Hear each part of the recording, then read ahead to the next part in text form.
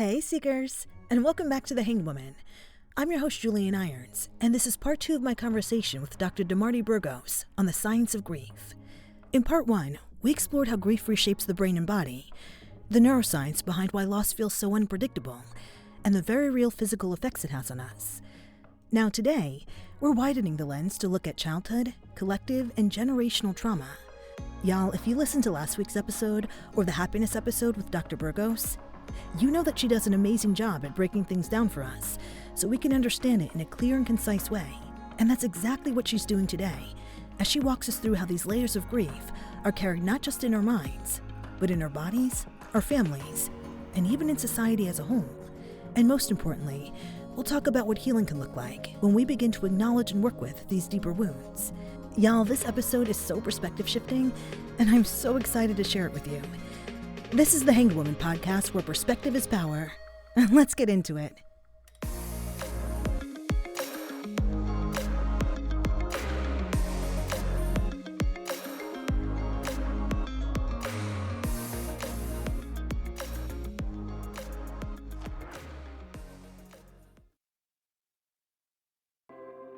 Hey, fellow seekers. I'm taking a quick pause from the show to share something really close to my heart. And honestly, the only reason you're even listening to this podcast right now. It's Three of Cups. My sisters and I created Three of Cups, an Iron Sisters mission of love, as a space for healing, beauty, growth, and community, because we believe life is meant to be full, rich, and abundant in every way. We offer all kinds of ways to support you. Energy healing, heart-centered art, even marketing that will help you enhance your brand's presence in the world. Because wherever you are in your journey, we want to help you feel seen, supported, and empowered. So if you're looking for something to help fill your cup in whatever way you need, come join us.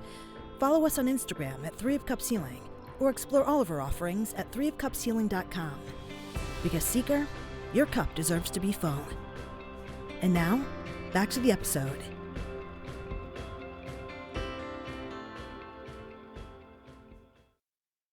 So can we talk about grief rooted in childhood? A lot of us, I know so many of us who are listening to this right now, carry grief that goes back to childhood. I mean, maybe we're grieving the love that we didn't receive or a safe home we never had. What happens in the brain when grief from childhood goes unresolved? In childhood, one of the most important things that the brain needs is a safe world. So when grief, trauma happens, the brain's sense of safety is shattered. Some brain structures can permanently be altered or at least severely affected. Because remember, these parts of the brain are also still developing. Our brain keeps developing until we're 25. The three major areas that are commonly impacted are the amygdala, the prefrontal cortex, we've talked about those a lot, and the hippocampus. Do you by chance remember what the hippocampus does? I don't. Can you remind us? It's the learning and memory part of the brain. So children will experience ongoing fear, an ongoing perception of threat, ongoing anxiety. Their little baby amygdala becomes hyperactive, and it's leading to increased cortisol in their little baby bodies. Like as an adult, when we experience chronic stress, like it sucks. But just imagine a little baby's body going through it and them having all these big grown-up feelings inside their body. Oh, pumpkins. I know. They can go through chronic stress, and a brain in chronic stress has a shrinking hippocampus, a shrinking ability for learning, creating new memories, and that presents as difficulties at school. In regards to the hippocampus, it doesn't stay small forever. You can, especially for kids, if they play and run and just have fun playing tag, that actually helps the hippocampus start to grow back. Oh. Yeah. Exercise. So why is that? Why does our hippocampus grow when we do physical activity? We create a specific chemical called BDNF, Oh. and that's for adults and kids. And you get it from aerobic exercise. It's at least 30 minutes, at least 3 times a week. That creates those neurotransmitters, dopamine, serotonin, norepinephrine, and those help the hippocampus like help itself. It's like the ingredients that you need to fulfill the whole process. That's so fascinating. Isn't that wonderful? Yeah, I never knew that. This is why I love neuroscience, because what I really want people to see is that your brain is amazing. Everything that you could possibly need is already inherent to your brain's structure. Like all the tools are there. It's just a matter of being like, oh, I've never opened that toolbox. Let's go see what's inside. And your brain's like, yeah, come find out how to grow your hippocampus and learn more. And that is the difference between, like, you saying our brain isn't fully developed until we're 25, right? Yeah. However, our brain can still keep evolving and changing and growing even past that, but it's just not fully developed until the age of 25. Mm-hmm. Yeah. To go on that, the major thing that continues to develop and develop and develop till we're 25 is the prefrontal cortex, decision making, personality, impulse control, logic, all that. Like we need this emotional regulation. Yeah. Mm-hmm. And so going back to, the kids having difficulties at school, the severe stress can manifest as physical symptoms too, kind of how you asked me earlier, headaches and body pain. And if the trauma is very significant, this is much more rare, but kids can develop a conversion disorder, which is when it's like when they become mute or suddenly develop difficulty speaking. Sometimes they like literally have paralysis or blindness. So this is really fascinating because let's say your kid reports being blind and then you go to the doctor and they will do all the exams that exist in the world and everything about the anatomy of the eye and the brain all work. So there's no actual medical issue happening. It's a stress response. Wow. You know who I think of immediately? Who? Maya Angelou. Remember, she Ah, talks about not speaking when she was a little girl right. until she found her voice again. That was related to her very severe childhood trauma. Our brain does that to protect us as kids. Mm-hmm. And what's also interesting is that children who are going through this will psychologically feel so much better Wow. when their body is taking the hit and not their brain. Earlier, I was just talking about kids who have anxiety, signs of depression, signs of chronic stress, like issues. It's more psychological, but Right. it just like switches to the body. And now your body takes the responsibility and they psychologically finally feel stable. That is so fascinating. So the prefrontal cortex, it struggles to function. Children will have difficulty coordinating emotional regulation, logical decisions. I mentioned this, controlling impulses, concentration, developing social skills, and it can suppress the immune system. They're just going to be sick more often. And just to note, for any children that you might know of who are currently going through this, child therapists are extremely helpful. They can approach this gently with children through games and play, art, music. They can advise family members on how to create new family rituals. There's actually something called grief camp. Like, how cool, where you go to camp with other kids your age and you all have a very safe place to be guided in processing your grief. Wow. Isn't that great? Yeah. I mean, that's what we all want, is like a safe space to like be real. Right. So, how can these early experiences shape our relationships and coping patterns as adults? I can think of a few scenarios. Okay, one, if the grief is never processed, that constant state of hypervigilance, like constantly jumping whenever, like jump scare all the time, like constantly anxious, waiting for something to happen. That constant state of hypervigilance and dysregulated stress continues into adulthood, and it becomes persistent mental health conditions like anxiety and depression. The diagnosis.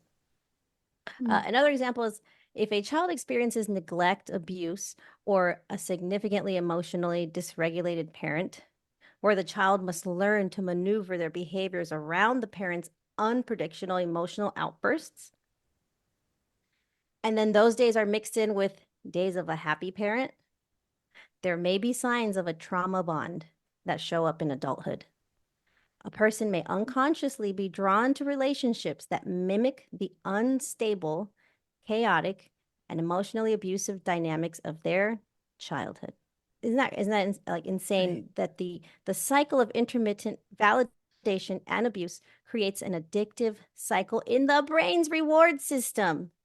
Wow. Is like Yeah. like why would my brain do that to me if I'm a child? Because it's helping you survive.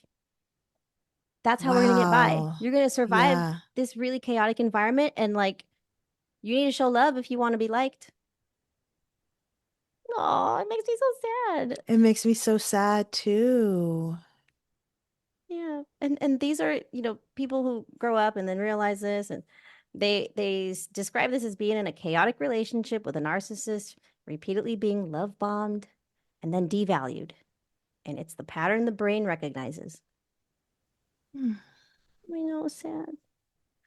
One more like example that I can think of is if a child experiences love from an emotionally unavailable parent, the child learns to prioritize other people's needs and emotions to regain a sense of security.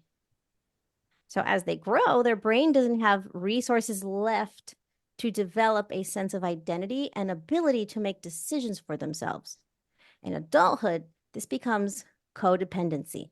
They Mm. struggle to make decisions in relationships, identify their feelings. They have difficulty communicating just basic needs. They value the approval more than themselves. They doubt themselves a lot and poor self-esteem. I know there's probably someone who is listening to this right now and is recognizing these things in themselves. So, what is the first gentle step they can take to begin shifting those patterns? Well, there's good news. Good news. You can begin to retrain your brain. The experts on how to do this are therapists. This is exactly what they study, and you can go find one on psychologytoday.com.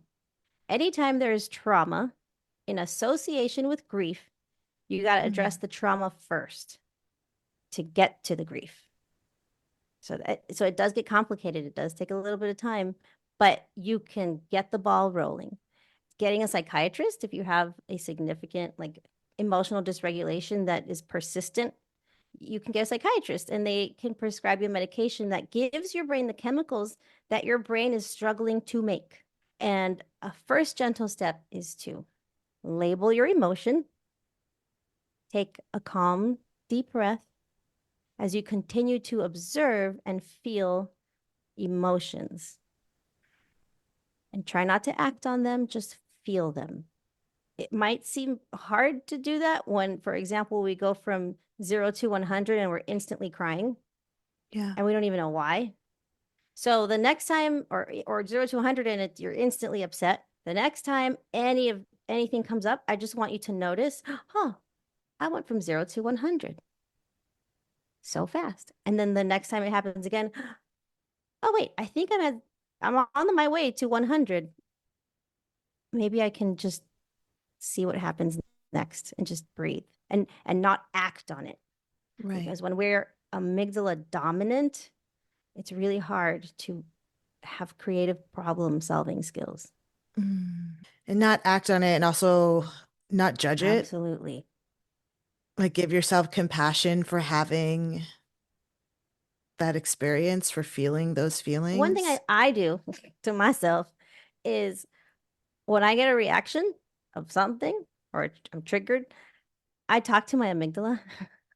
I've been doing that since our happiness episode. Yeah. Girl, I talk to my amygdala every single day because of our happiness episode. when I'm like feeling triggered or stressed out. I'm like, girl, it's okay, relax. I see you. Yes, yes, yes. That's exactly what I do too. And if it's like really rough, I'll be like, you've been through some stuff, girl. I see it. Like, Yeah. wow, I just validate, validate, validate. Because why? Because it's really important to trust what your body is telling you. It's important to develop a sense of instincts that you can trust, and that it won't happen if in our childhood our feelings were never emotionally validated. Mm. And sometimes it's like in your childhood, you want to express an emotion, but it's immediately like, no, no, no, no, no, no. You can't be angry. You need to be happy. Smile. Right. Or here's a distraction. Here, you're happy, you're happy. But then that robs us from feeling and connecting with the body, connecting with the emotion, connecting with like, this is what I feel like when I'm angry. I feel it in my chest. Or when I'm angry, I feel it in the muscles in the back of my neck. It's important to have that relationship in your body. Yeah. Wow. So let's talk about the different healing modalities because I love that you bring science and healing together because it makes everything feel so cohesive and united. So, for someone who's actively grieving right now, what modalities beyond traditional talk therapy can really help them? Okay. So remember, the whole process of grieving is to unlearn something. And that means you're learning something new. That's the point here. Mm-hmm. To process grief, we must decide we're ready to learn something new. And you want to start making new connections in the brain between the prefrontal cortex and the hyperactive amygdala. Because, like, when you're really stressed out, they're not friends. But when you can have balance, like they talk, they're like, all right, everybody sit down. Let's at the conference table, and they start to each make their point and they can come to an agreement. And that's what we want. A healthy brain can weigh the positives and the negatives and then like come up with a good solution for you. So this means thinking new thoughts that will eventually help you feel more emotionally stable.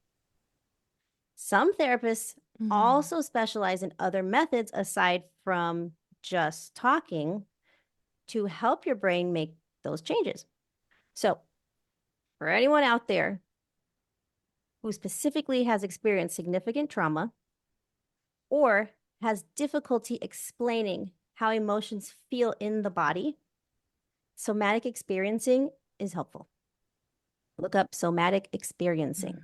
If you go to psychology today to find a therapist, you might be able to find someone who does that, like in the filter. This means somatic experiencing means to experience your body in a new way, to literally release trapped trauma. Okay, so I know at first it sounds kind of weird. But It sounds liberating. really? Sounds liberating. Really? Yeah. Oh, Yeah. I love that you feel that you connect with your body. So sometimes it's hard to even know what anger feels like in the body because it's always been so repressed, certain feelings. And then it's about building that relationship with your body all over again.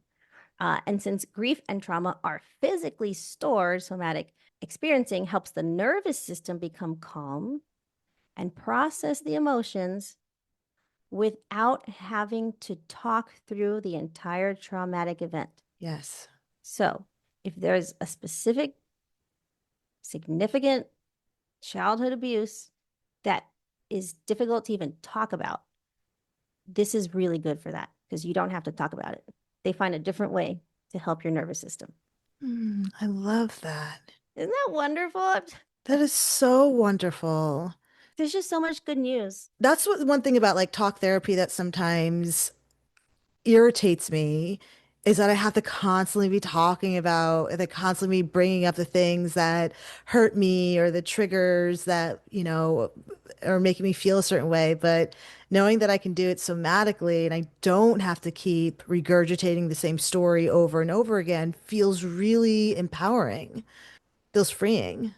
Yes, it's amazing. When you do somatic experiencing, you must do it with a licensed professional who specializes in exactly somatic experiencing because sometimes when you go back and talk about certain types of trauma, what you might feel is so big that you can have like a panic attack.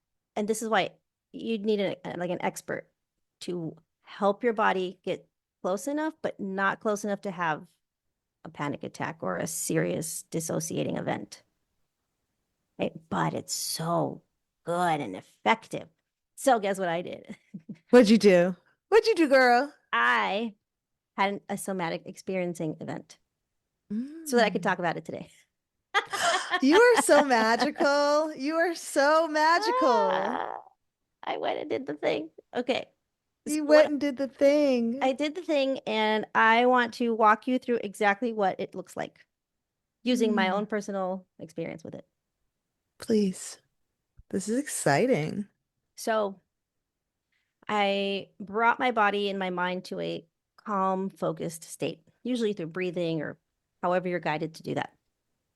And as I was calm, I actually had my eyes closed, and I was asked to visualize grief in my body. Like, what does it feel like? What does it look like? And I tried to bring back the feelings that I remember about grief. And then I visualized a big black hole hanging on the inside of my body, but it was hanging from my chest. And it was like so heavy. And I could feel my chest just like sink down and my shoulders like kind of hunched forward. And I was like, oh, I'm feeling the grief. It's just so big inside of me. And as I'm observing this, I also started to notice that my back muscles across my entire shoulders, upper back muscles, they suddenly felt sore, like if I had exercised. Girl, I haven't exercised. Let me tell you, I haven't done that. I have not been doing that lately. Okay. So I know it wasn't exercise, but it didn't feel like pain. It was like sore from exercise. And as I'm observing this, I'm like, wow, suddenly I had this thought in my head. I don't want to be strong. And I'm like, I don't want to be strong. What does that mean? And I started to feel sadness inside. And I was guided into realizing that that was my 8-year-old self in this memory that was starting to come up, attached to this very, very, very deep grief that I haven't processed. So I became very sad, and I started grieving for my little brother, who around this time was diagnosed with epilepsy and autism, and he was 2, and I was 8. And if you're not aware of what epilepsy is, that means seizures. So he would just suddenly fall down and hit his head and start bleeding. Sometimes a doctor would have your child wear a helmet, but this was like the very beginning of that. So like just watching it starting to happen before it was diagnosed was traumatic. Yeah. I saw what my parents did. Like our whole lives changed. So the living room changed because we have a baby 2-year-old who's like stumbling and like suddenly just falls to the ground at any time. So we had pillows covering sharp edges, rugs everywhere, so that if he fell, he would be safe as much as possible. My whole life seemed to like revolve around his safety.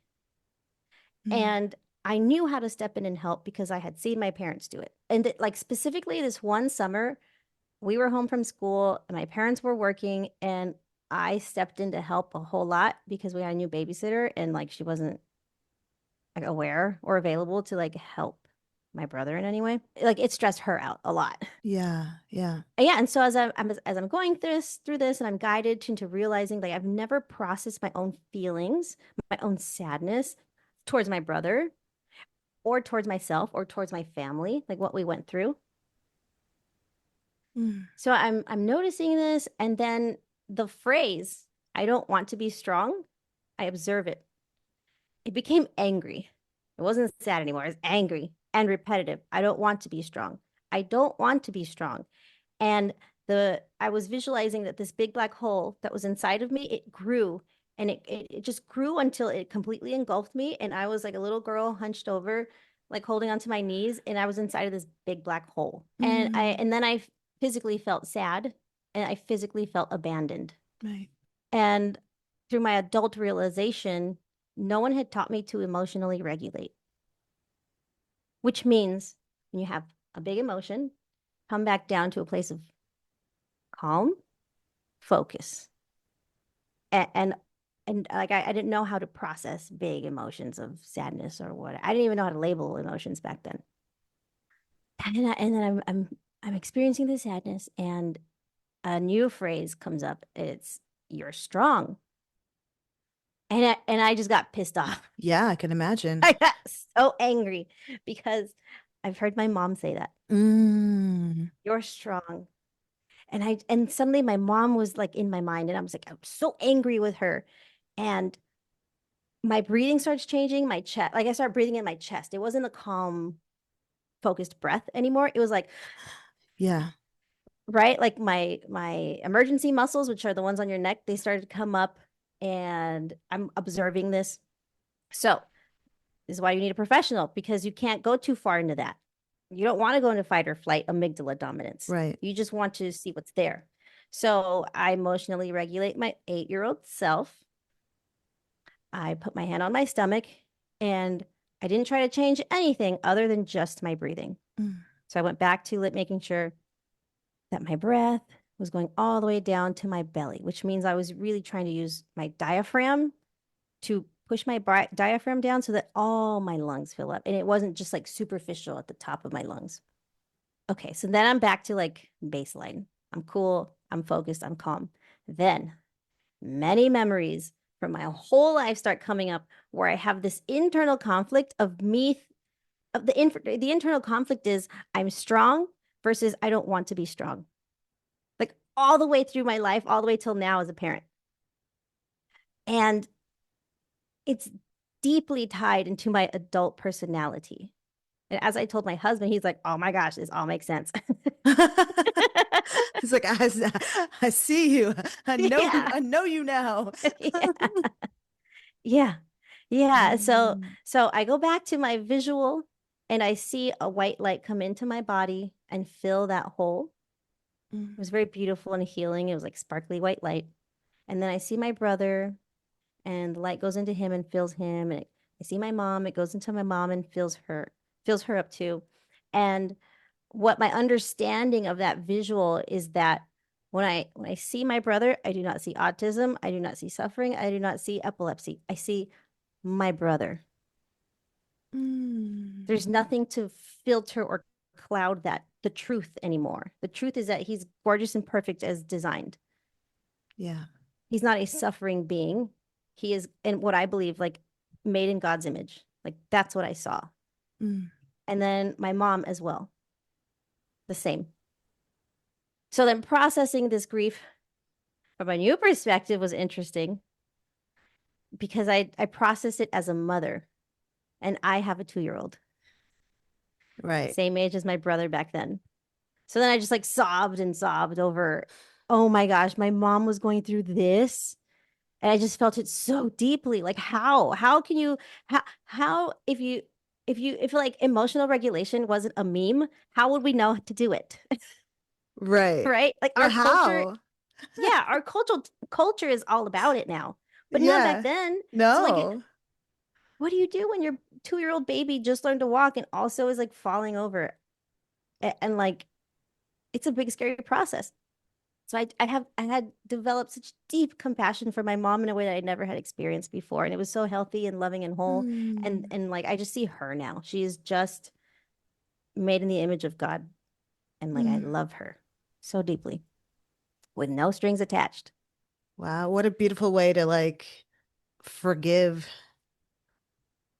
as well. Like to me, that I'm hearing like a part of the healing is when you see them as whole and who they are, that helps you forgive whatever might have happened as well. Yes. And in my deeper understanding, what I discovered is that there was nothing to forgive. It was all within me. It was all within you. Ah, yeah. Right. Isn't that beautiful? Ah, Yeah. yeah. Wow. Yeah. Which was freedom. It feels like freedom because it's like, oh, It was just my baby 8-year-old self in her own 8-year-old perspective of the world. And it was developing. And now I'm a 36-year-old woman. And I have wisdom to share to my baby 8-year-old self. Right. Okay, so the next day though. The next day is like significant because Yeah. I woke up feeling different. I just wanted to sing all morning. I was so happy. I felt light like a feather. And I even started texting my friends like, "Oh my gosh, you don't even know. I just want to go to the top of a hill and sing like Julie Andrews." Like that's all I could focus on. And it was just a huge like perspective shift, which is what you talk about on your show. And it was like freedom. I just felt like I was a bird and I could just fly and just be me. And that I just saw people for who they really are. And that like that's also who I really am. I'm just light, honey. Just light. I'm just white, sparkly light, honey. And like just Yes. grieving or shame that I could have possibly put onto myself or guilt. Like it Oh, doesn't exist. yeah. So it works. I mean, that's so beautiful because when you can see yourself in that way, it gives you so much more space to just love yourself and have a compassion for yourself and go dance in the sun and just find those spaces of joy and just get out of the darkness. Yes. I literally went outside because I wanted to see the leaves on the trees. And like I wanted to see that they're like I wanted to go see green. And I was like, they're green. Wow. Sometimes when I get out of like a funk, I'm like, oh, I just want to go see the sun. Like, I just want to I just want to feel the sun on me, like the Yes. beauty of it. Yes. Yes. It is beautiful. Yeah. And a lot of people really find this is so Mm. effective because it's in your body. It's in the body. In your body. I love Mhm. it. Juicy. Okay, Seekers, I think this is a really great place to take a break. We'll be right back with the episode. Grief changes us, in our hearts, in our bodies, and in the way we move through the world. At 3 of Cups Healing, we created Healing After Loss to support you through life's deepest transitions. Our Healing After Loss workshop is a live, heart-centered gathering led by intuitive energy healer Julienne Irons of Temperance Energy Healing. Together we'll use sound healing, breath work, and gentle movement to release what the body holds and create space for healing. For those who want to go deeper, our Healing After Loss course is a self-paced online program designed to walk you through the many layers of grief, whether you're mourning a loved one, a beloved pet, a miscarriage, infertility struggles, or any major life change. Inside, you'll explore cultural perspectives on death, discover your personal healing medicine, identify triggers, create lasting memories, and learn to weave resilience and hope into your journey. No matter where you are in your process, you are not alone. This is a safe, nurturing space to remember your wholeness and find support in community. Remember who you are and fill your cup at 3ofcupshealing.com. And now, back to the episode.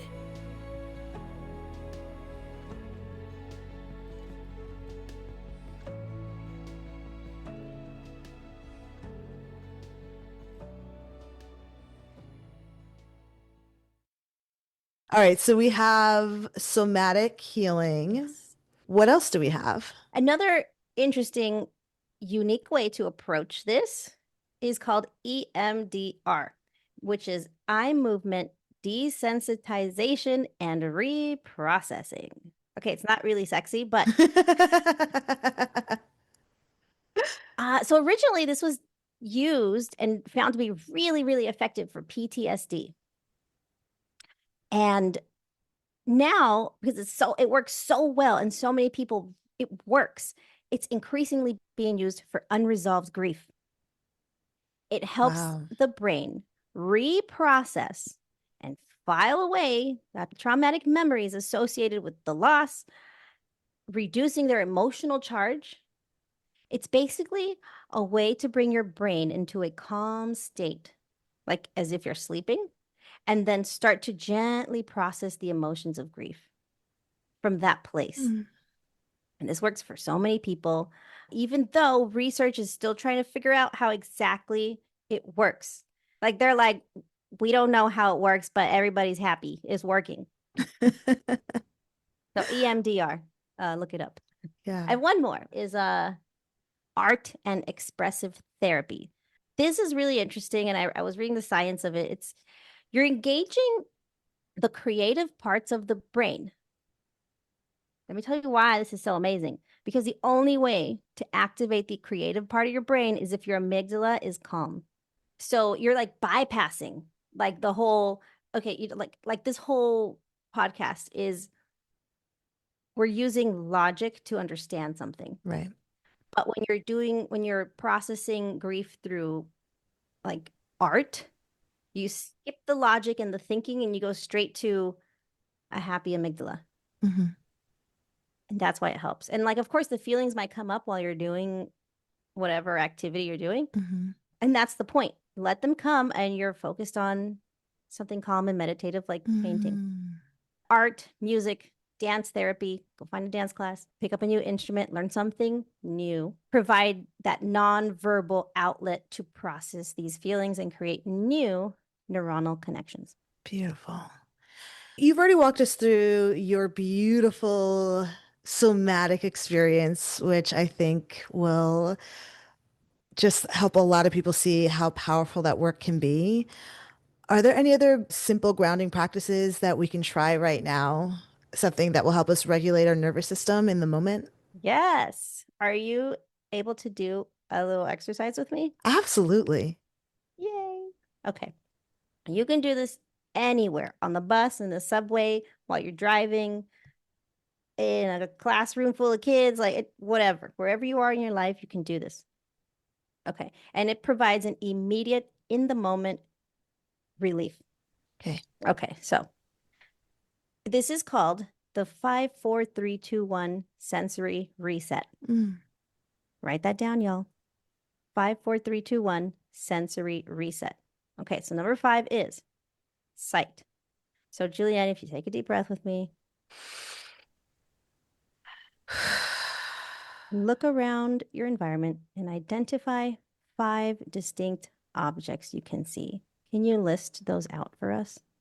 Yes, I have a statue of a Buddha that I got in Vietnam. I have my Owala water bottle. I have some multivitamins.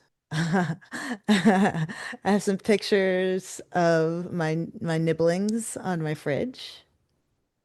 And one more, I have a dry erase board that has a goal that I'm working to accomplish written on it. Lovely. And you naturally did this, which is to notice details about the things you're looking at. Mm. So for anyone listening, that would be like the color, the shape, texture, anything about it. Just start to fill your brain with details. Okay, number 4, touch. Identify 4 things you can feel or touch. For example, it could be the fabric of your clothes, the smooth surface of the table, the weight of your feet on the ground. Can you identify 4 things you can feel or touch, Julienne? Yes, I can feel my skin right now, my arm. I could feel the soft, cozy blanket that I have on my legs. I can feel the fan on my face, and I could feel the hardness of the floor beneath me.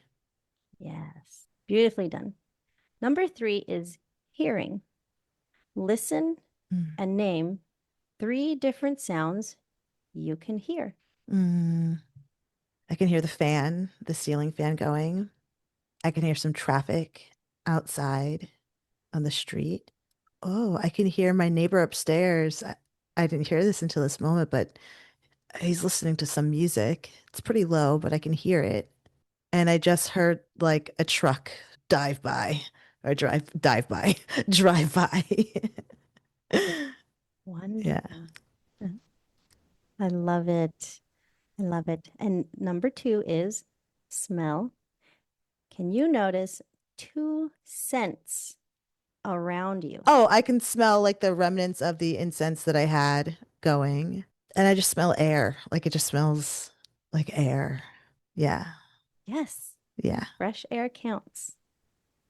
Wonderful. And number 1 is Can you name one emotion that you feel? Gratitude right now. Wonderful. Yeah. So there you go. That's the 5, 4, 3, 2, 1 sensory reset, where 5 is 5 things you can see. 4 is 4 things that you're touching. 3 is 3 things that you hear. 2 is 2 things you can smell. And then 1 is name one emotion. It's so fascinating because I had a little monkey in the back of my head throughout this entire conversation.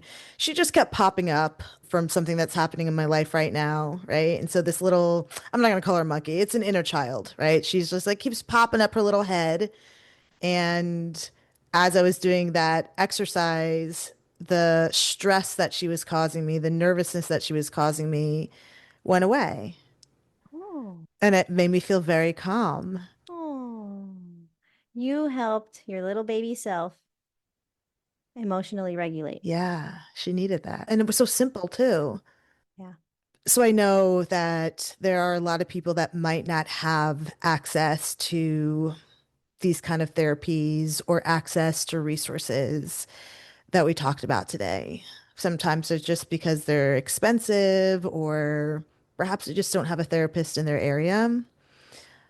What other resources do you have for people to access these types of things?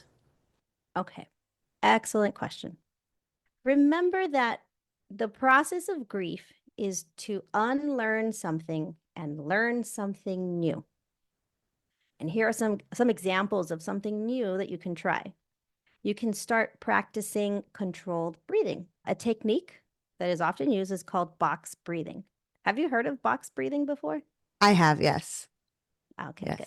So I will show you how to do it. We take an inhale for 4 counts. Hold your breath for 4 counts. 1, 2, 3, 4. And then you exhale for 4, 3, 2, 1. Hold for 4, 3, 2, 1. And then you repeat with an inhale for 4, 3, 2, 1. So what you're doing is a inhale, hold it, exhale, hold it. And that's box breathing. Mm. You can move your body, take a short walk, even if that's something you've never done before. In response to having big emotions, try something new and notice how your feet feel when they touch the ground. You can hug yourself and tap your shoulders. Mhm. And this one's a cool one. You can hold an ice cube.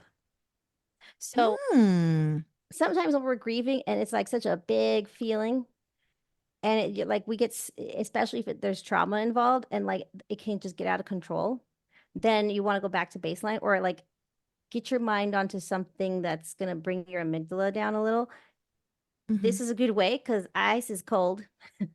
So hold an ice cube in your hand and focus on the intensity. It's kind of like taking you outside of your body and onto your experience of the world. Is that because it's like a shock to the system, how cold it is? Like, why is Yeah. that? Yeah. It actually can even start to hurt.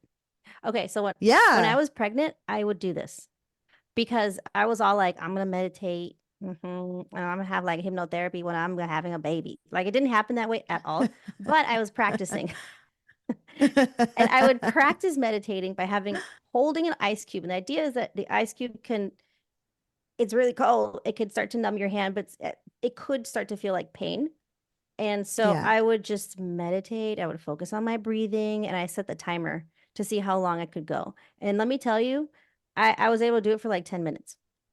Yeah. Wow. I built up to that of just like Yeah. of being completely calm and focused. And that's from practicing having a calm amygdala. So everyone out there, try to set a timer, hold an ice cube and see how long you can go. And then take a deep breath and maybe on another day try it again and see how long you can go then. So like the longer that you can last is a sign that your amygdala is learning to sit down. Fascinating. Ah, that's so cool.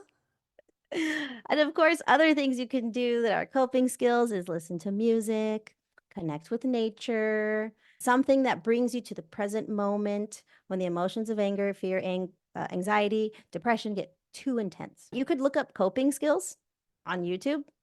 Everybody talks about it. They all give a bunch of examples and you can find something that resonates. Okay, so let's talk about collective and generational grief because, woo, there's a lot of that, especially right now happening in our society. There's a lot of collective grief going on, and there's a lot of generational grief. So we know that grief isn't only individual, right? So can you help us understand what happens to the brain and body during collective grief, like after a disaster or during times of political unrest, which is happening right now for us in the United States and around the world? There are a lot of places that are dealing with political unrest, not just us. Yes. Yes. Okay. Let's do this.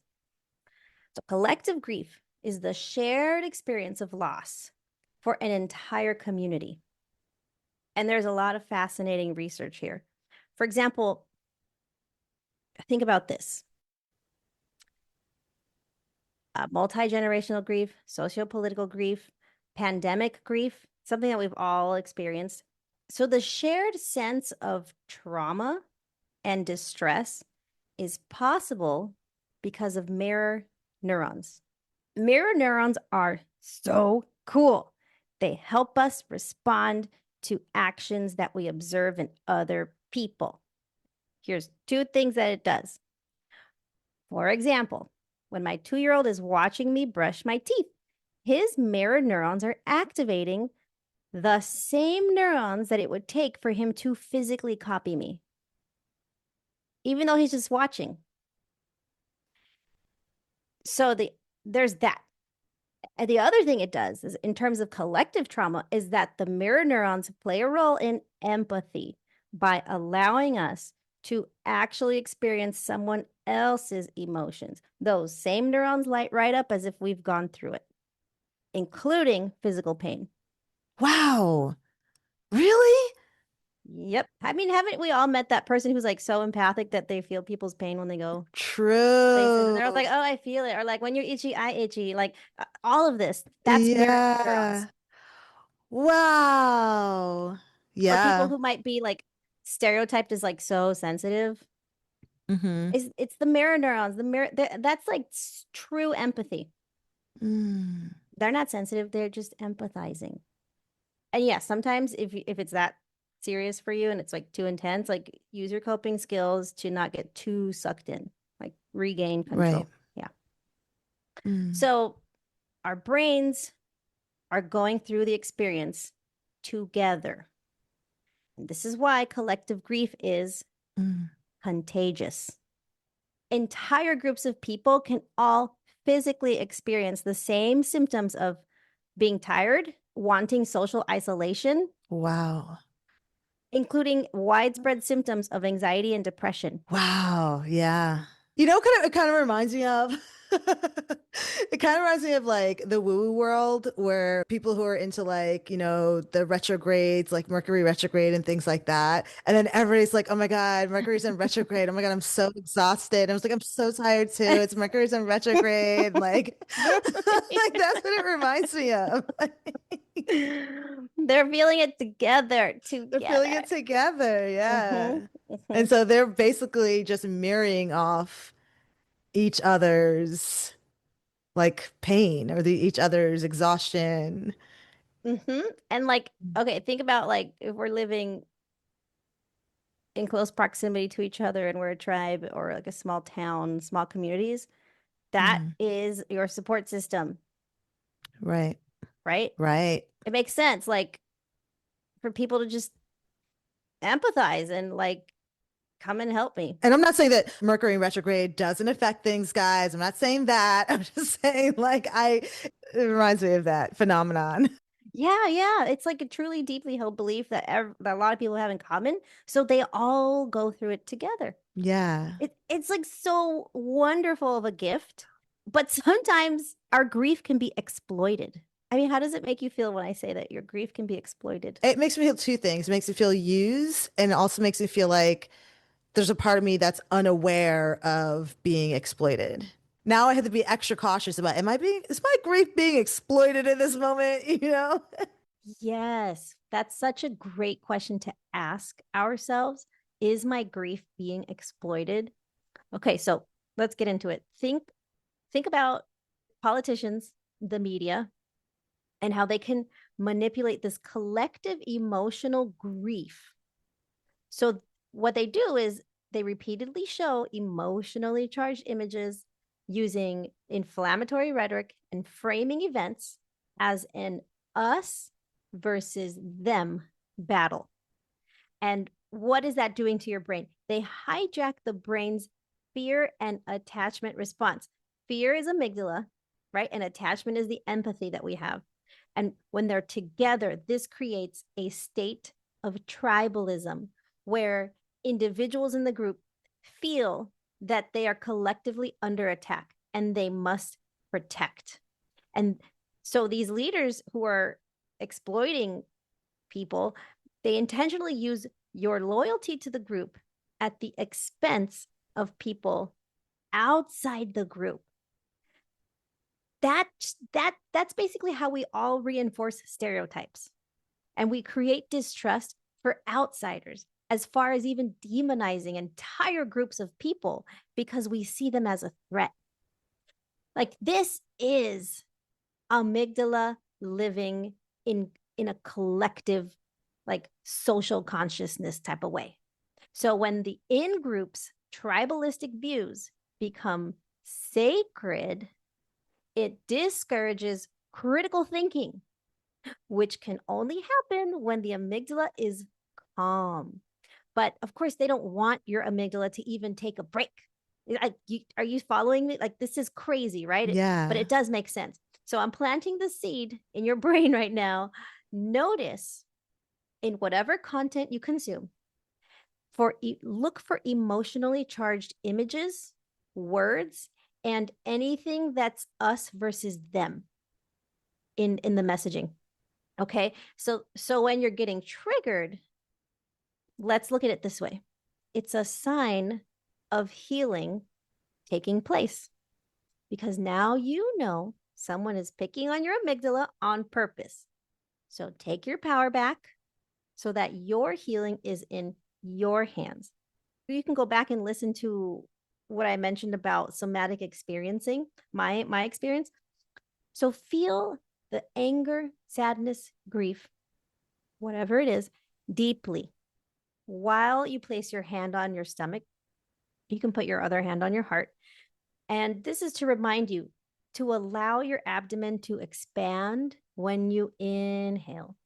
And with each inhale, envision a white light coming into your body to fill the area that you feel is being triggered in your body at that moment. And this is how over time I've learned to think of things this way, of my own healing, that healing is just a matter of inviting love to places where it doesn't exist. Let's talk about generational grief. Generational grief can be carried forward through our families and communities, right? And how do we know if we're actually holding grief that isn't even ours? Woo! That's a big question. Okay, let's talk about science first. Genetically, we have studied this with Holocaust survivors. We found that the stress response can be measured in them, and that there is a genetic component. It's called epigenetics, and we can inherit that. We can inherit the set point of our ability to emotionally regulate. The other thing we know is that we can also experience the stress response environmentally via how our parents raise us. So parenting styles are so fascinating to me because it changes over different generations. Like, what's cool today wasn't a thing like 30 years ago. So there's never like judgment towards any generation, because we're all just trying to do the thing and we're just all learning together. But the parenting style If a parent is emotionally unregulated, like a amygdala dominant, I'm telling you, from the time babies are born, their brain is calculating just how unregulated that you are, so that they can copy. Right. From the time they're in your tummy to the time that they're born, to even if it's a different set of people adopting a baby, like the baby is calculating the person's pupils.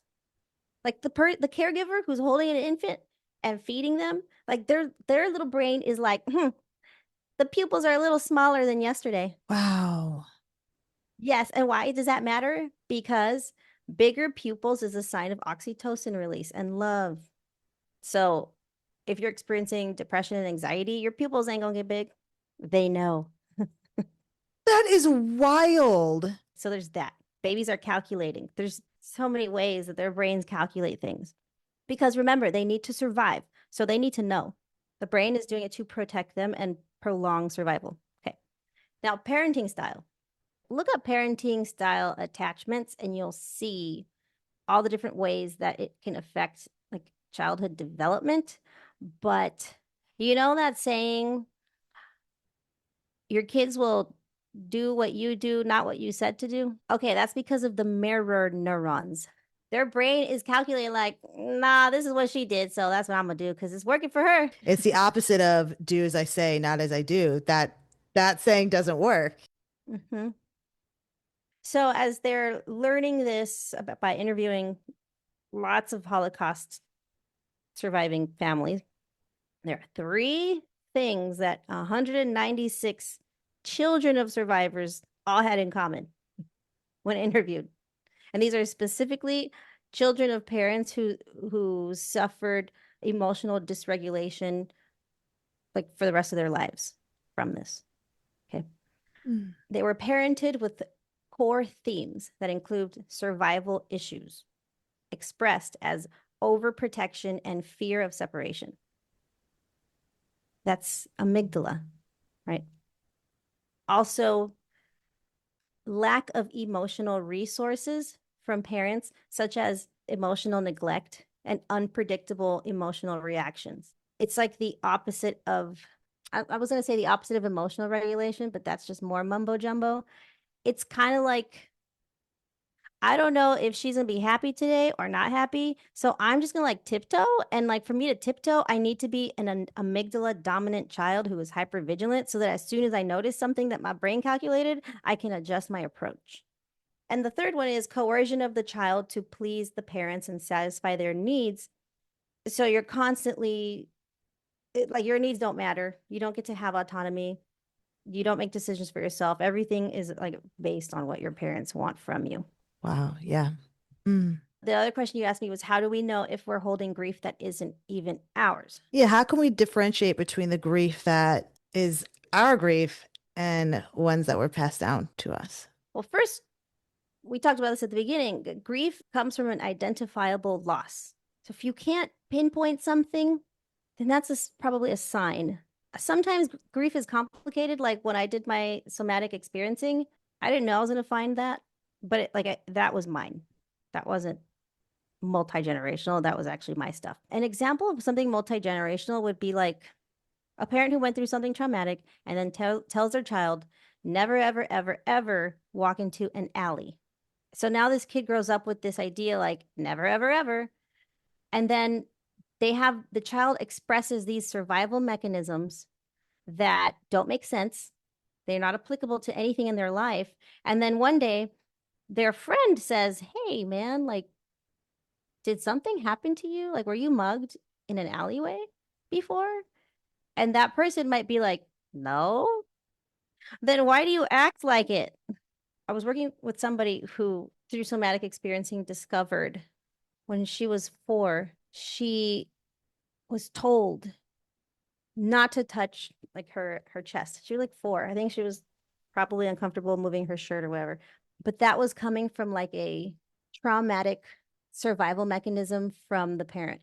But the child was only 4. But the survival mechanism was meant for someone who's probably an adult. However, when we're parents, we're just trying to prepare our kids for the world. And like, I'm doing the right thing because I'm going to teach you now. But then this this limitation on body and self became filled with shame. Now the rest of the personality in adulthood is layered upon this shame of my body. So that was not hers. That came from somewhere else. That had nothing to do with you, honey. And then just like the relief of discovering, like, wow, like she said she just felt lighter and free. I had this visual. I was like, it seems like you've been wrapped in saran wrap your whole life from all these limitations, and like that's so restricting. It just filters the way you see the world that you live in. It's like not a safe place. So yeah, therapy helps. So, what examples of resilience have you seen where collective or generational grief has transformed into strength?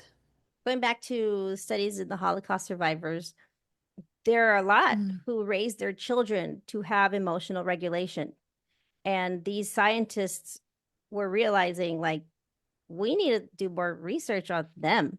How did the parents cope, the ones who survived it? And like, how do they teach this coping to their kids? They're thinking that somehow these parents had an extra resilient way to cope with the stress, extra resilience, and that it was actually inherited by their children.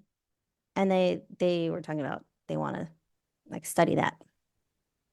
So like we are passing things down to our children, and us, whoever's listening to this is an opportunity to learn emotional regulation because it can be inherited by the next generation, either genetically or by modeling it. Yeah. Okay, so let's bring everything together. If someone listening to this is feeling overwhelmed by their grief, whether it's personal, collective, or ancestral, what are some of the first steps they can take to begin healing? Step one could be acknowledging that deeply held beliefs about the safety in your world have been shattered. When you feel helpless, it is critical to exercise self-compassion and be kind to yourself. That is like validating your amygdala. Like kind of like how you and I do, how we talk to it. When something comes up, like, oh, girl, you've been through stuff. That is validating your emotions because they are valuable and they matter. So step two is to love your amygdala by limiting exposure to whatever is triggering it.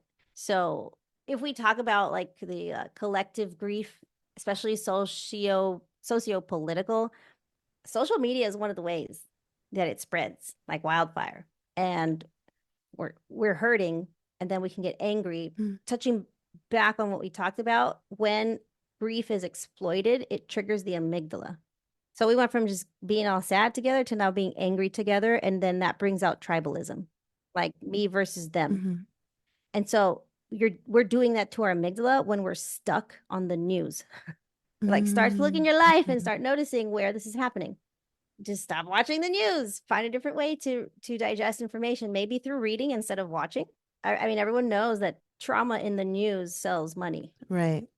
They use our trauma to keep their lights on.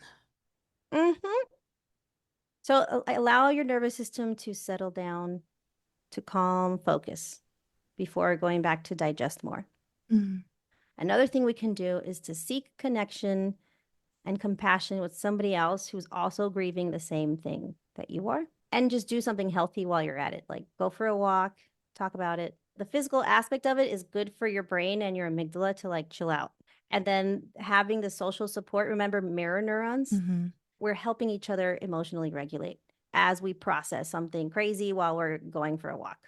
I love the phrase that you've used, loving your amygdala. So juicy.